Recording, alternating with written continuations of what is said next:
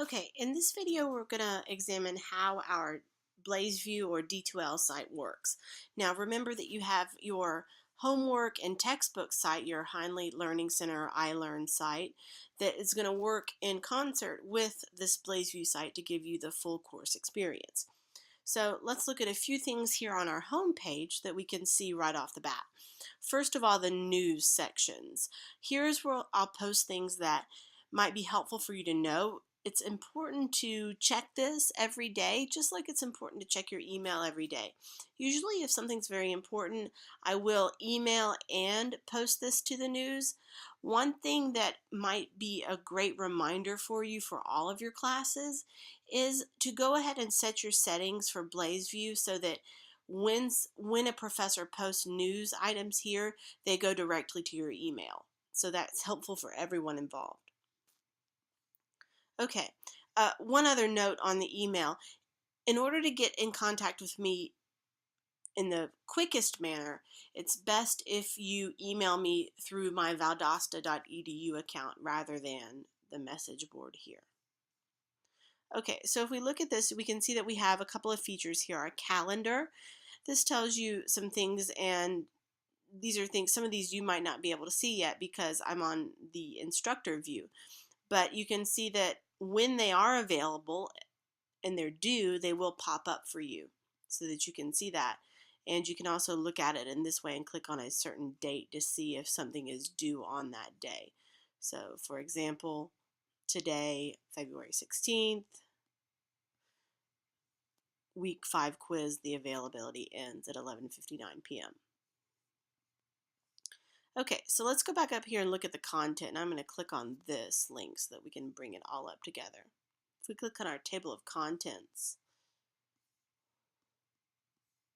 All right, so you can see if we look over here on our left navigation, you can see our table of contents. And you have some modules that are general ideas for our course. So the syllabus and textbook information, how to be successful, our blog, our Wimba classroom, things like that, exams. And then you can see down here that we get into the specific weeks that we would be doing for each class. And so they're notated by the dates. And you can see that they will start on a certain date. So that keeps us on a good pace for our class. It helps us to manage our work and our time as we go through the book. So let's look at some of these general modules here, okay? And for each module, you'll have an overview, okay? And this tells you what you're going to find in the module itself. So in this module, as is logical, you would find the syllabus, and this is a good way for us to keep updated online. So let's say there was an inclement weather session that prevented something in the course from happening, then I could update the syllabus and post it on BlazeVIEW and you would have it online there. So a lot of students find it helpful to print one copy out of the syllabus, and then if something happens that requires it to be updated, then they can just print out that second copy of just the class plan as well. In here, you're also going to find a PowerPoint that helps you to get started with the homework site. This gives you our course code and things like that. It guides you through step by step with screenshots. This is a link to the actual textbook and homework site. And this is the FAQ and support for that site. Now remember, if you're having trouble with that website, let's say with something showing up with the pictures or the accents coming up, things like that, go directly to them to contact them for help, because I don't know your login information. I'm just going to have to refer you to them. So if you follow this information, then you can go directly to them for help. And right here you have a video, much like this one, where I take you through the textbook website and show you how to navigate that for homework, to watch the videos, and also for practice, okay? And then this video will also be posted in this module. Here we have an overview on how to be successful in an online course. And so first of all, we have the VSU BlazeVIEW help desk and tips. And a lot like the online homework site, if you're having trouble with BlazeVIEW in and of itself, then you need to contact them first, because I'm just going to have to refer you to them because I don't know your login information. Now, if you're having problems with any directions or you don't understand an assignment, then you should come to me. But if you're having problems with your actual technical support, then that's where you need to go. And they give you some really nice tips there. Another place to get some great tips, and this is what you should do first off at the beginning of class, is to check your computer and browser compatibility to make sure that you are using an updated version of both your operating system and your browser, that your headphones are working correctly, that you are able to participate in all of the classroom activities. And here, these are very important to read. We might just want to have the tendency to skim over them, but in reality, online learning takes a very different kind of mindset. It takes a very different kind of time management than face-to-face classes do. So we want to really make sure we access those proven strategies for success. One thing I can tell you that is very, very important is checking your email and your BlazeVIEW every day to find out those updates. Another thing is really working on your time management, coming up with a plan that is accessible to you each day, that's realistic to you for each day. So for example, making a plan on when you're going to work on French each day. Now, the point of online courses is to provide flexibility, so that time can be flexible for you. But it's best not to save everything until the very end, because if you save it until the very end, then you've missed that daily input of information that's helpful for a course, and it can sort of get overwhelming even just with the homework. And so if you add in the other assignments that are normal for any kind of course in any discipline, then that can become very, very overwhelming, and you also lose time to ask questions and things like that. So attending the WIMBA sessions and making a time each day where you set aside a specific amount of time to work on your French course can really be helpful. Right here, there are some new settings for WIMBA, and I've posted some tips if you're having trouble with viewing WIMBA. These might be helpful. I've also posted them in this module as well, because this is our WIMBA classroom module. So what are you going to find in this module? First of all, the overview. Okay, if we note here, meetings, the online weekly class meetings where you can interact with me and other students at the same time will be held on Tuesdays at 5 o'clock p.m. Okay, I will record them and archive them for those who cannot attend. But it's important to attend if you can do so at all possible, because that really gives you a time to interact with me, to practice your pronunciation, to really figure out what things mean, to interact with other students. So that's a really great way to participate in an online course. And you'll see that through the PowerPoints that we've uploaded online that are associated with those WIMBA courses. We're doing some pattern practice, pronunciation practice, and we're really trying to get you to speak French and get that to come out. So it's a really nice space for you to be able to learn how to do that. But I understand that some of you won't be able to, so we do record and archive them. And the directions for how to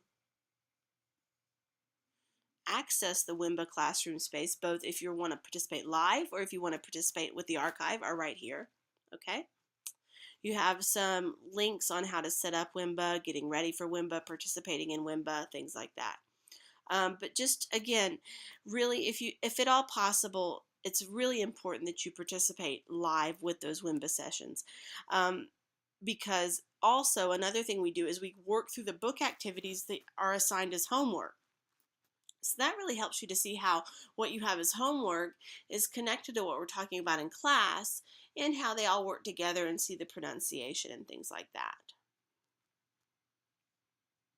So here's everything that you would need. Again, you click on this to get to our WIMBA classroom. So everything you need for WIMBA is right here. Now, in our classroom, we have a blog, and this is because we want to introduce different kinds of writing into our classroom. So for example, this is what we call product writing. It's a kind of writing where it's an experimental space where we are trying to work with the grammar that we know. We're doing the best that we can, but we're more focusing on the content. We're trying to read about some different ideas about culture in the Francophone world, and we're trying to respond to those in a blog format. Okay, so I'd really encourage you to read over this very carefully, very carefully, okay? And then view this video on how to participate in the class blog. I'm not going to repeat all that here because you have that video there. And then here's the link to our class blog. Now, the composition topics and tools are now introduced here in this module. In this module, you'll see the composition topics and tools are introduced piece by piece. So for the composition 1 topic, you're going to see your rough draft instructions and then your final draft instructions. So as we go through each module, what we'll do is we'll talk about what you need to worry about for that specific assignment so that we don't overload ourselves. So for example, here we'll talk about the rough draft instructions, and then when it's appropriate, we'll talk about what you need to do for your final draft. But all of these are available to you. You also have the composition correction key, a video library on how to use the Web 2.0 tool that we're going to utilize for our final drafts. And then once you get the rough drafts of your composition workshop back, or excuse me, of your composition back, then you can go through this workshop here that lets you sort of really enact how that's going to work out for your editing process. It really takes you through that editing process. And again, we'll go through that during our WIMBA session for that week when it's appropriate, but you have that resource there always for you to refer back to. Same thing here. We have another composition workshop for your second composition, and you always will have a rubric as well. So all of this is posted here in your composition tools and topics. The same thing goes for your oral exam topics, okay? You will have 2 oral exams, and here are your due dates, okay?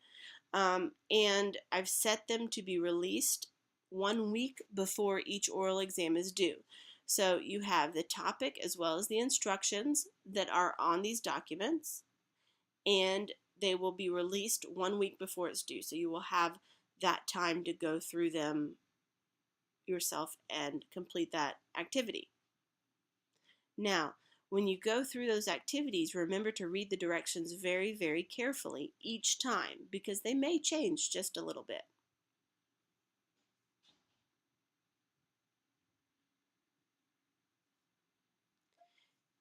Whoop. Okay, so regarding the exam dates, this is your information for your exams, and I would really strongly encourage you to review this each time before you take an exam, okay? You're going to have 2 exams. 2 will be proctored, and you have the dates here, and 1 is going to be non-proctored. It'll be posted on BlazeVIEW. So for your proctored exams, you have several options, and you have links here to all of the information on how to do that, okay? Now, for your non-proctored exams, you also have a link on this site about the information for that. You have a couple of different options for taking your proctored exam. Okay, you can use an online site called ProctorU, and you have instructions here that can help you with that. You also have the opportunity to go to approved testing sites for the University System of Georgia to take proctored exams.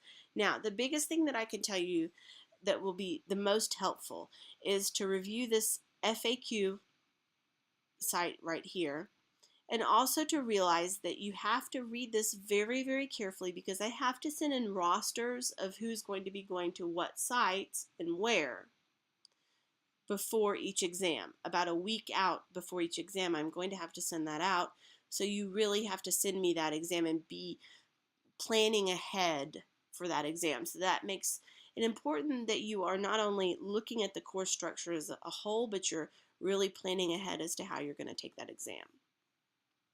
Now, For our final discussion, I'd like to go over what you're going to see each week, and this is a good example.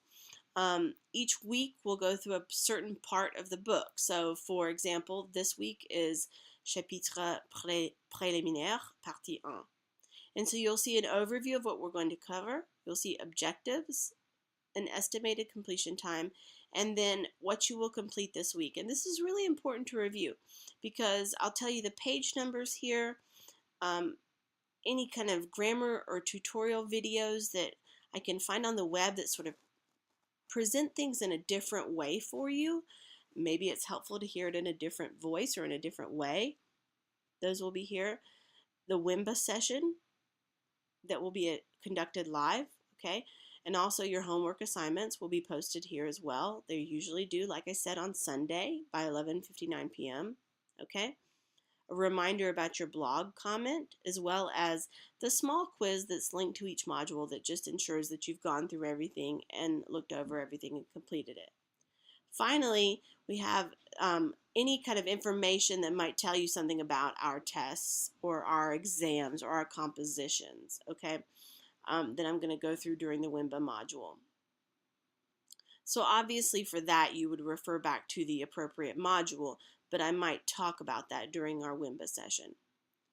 And then here you'll see that any kind of PowerPoints that I use during the WIMBA session will be posted also online. So you can go through those and use those outside of the WIMBA session to really practice and get a good idea of what you need to focus on for that week. The last thing that I'd like to show you here is our user links, our user links.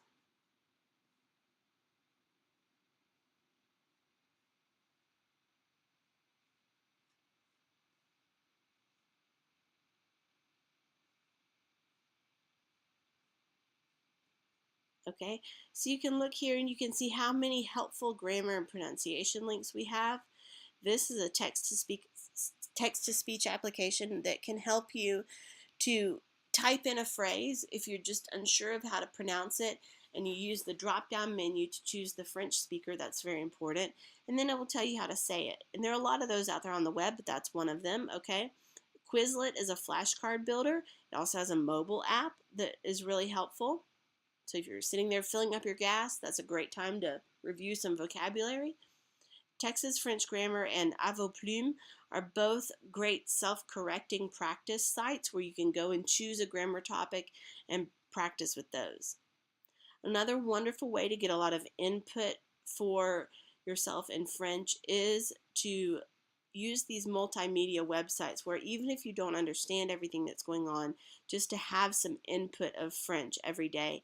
And there are a lot of other ways, depending on your operating system, that I can share with you. If you'd like to email me, I can share with you some ways that you could get some French radio, things like that, so that you could get that input into your French course just maybe while you're getting ready to go to class, things like that. Just those little 5-minute times are very helpful. So if you have any questions, please don't hesitate to email me. Again, using my valdosta.edu address is much better than using the contact information through BlazeVIEW.